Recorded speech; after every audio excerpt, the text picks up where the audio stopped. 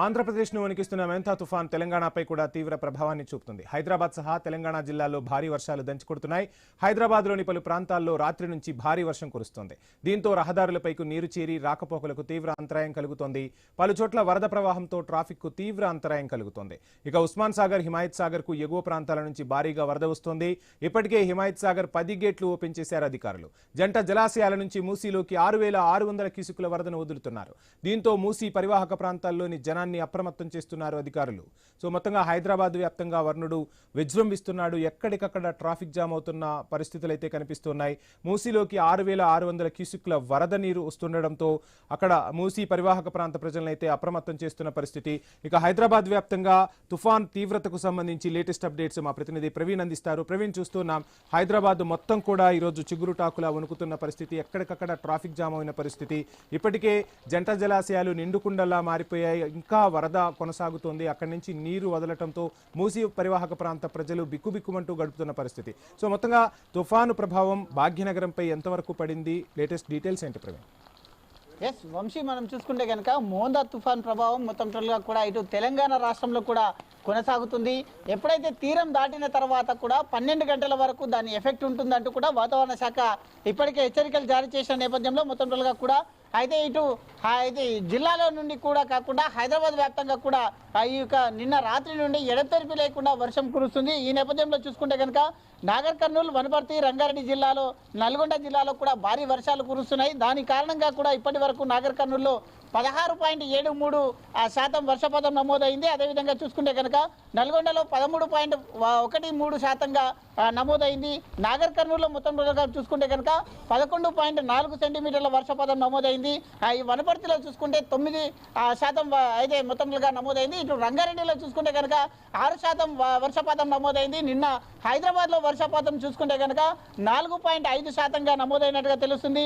ఈరోజు భారీ నుండి అతి భారీ వర్షాలు ఉంటాయంటూ కూడా వాతావరణ శాఖ హెచ్చరికలు జారీ చేసిన నేపథ్యంలో మొత్తం టోటల్గా కూడా తెలంగాణ వ్యాప్తంగా 17 జిల్లాలకు మొత్తం టోటల్గా కూడా ఆరెంజ్ అలర్ట్ను కొనసాగిస్తున్నారు. అదేవిధంగా చూసుకుంటే ఆదిలాబాద్, నిర్మల్, మంచిర్యాల, జగిత్యాల, పెద్దపల్లి, కరీంనగర్, జయశంకర్, భూపాలపల్లి, ములుగు, వరంగల్, మహబూబాబాద్, ఖమ్మం, భద్రాద్రి కొత్తగూడెం జిల్లాలకు మొత్తంగా కూడా ఆరెంజ్ అలర్ట్ చేశారు.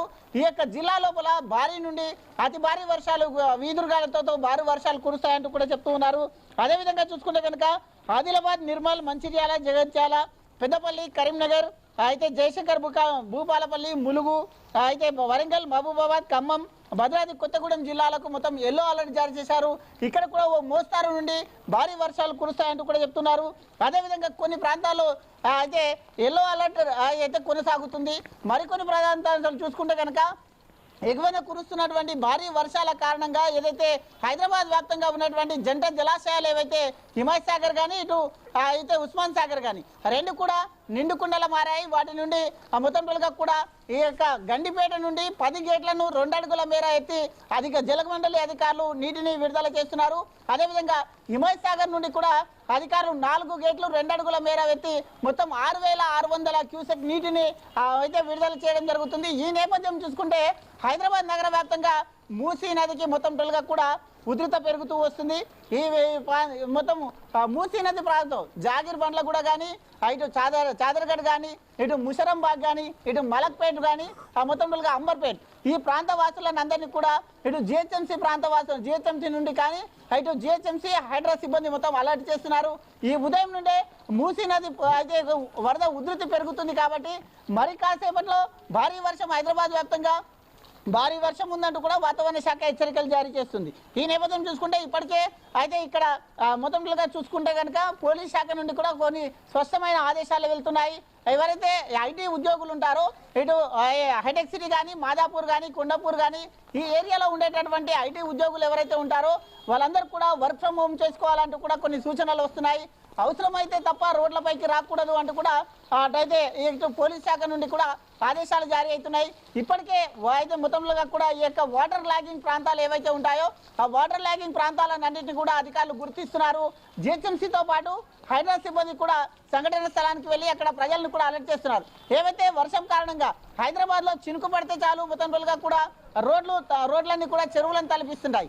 ఈ నేపథ్యంలో చూసుకుంటే కనుక మొత్తం అక్కడ లోతట్టు ప్రాంతాలు ఏవైతే ఉంటాయో ఆ లోతట్టు ప్రాంతాల ప్రజలను కూడా అలర్ట్ చేస్తున్నారు. లోతట్టు ప్రాంతాల ప్రజల్లో అక్కడ వాటర్ లాగింగ్ కాకుండా అధికారులు అన్ని జాగ్రత్తలు తీసుకుంటున్నారు.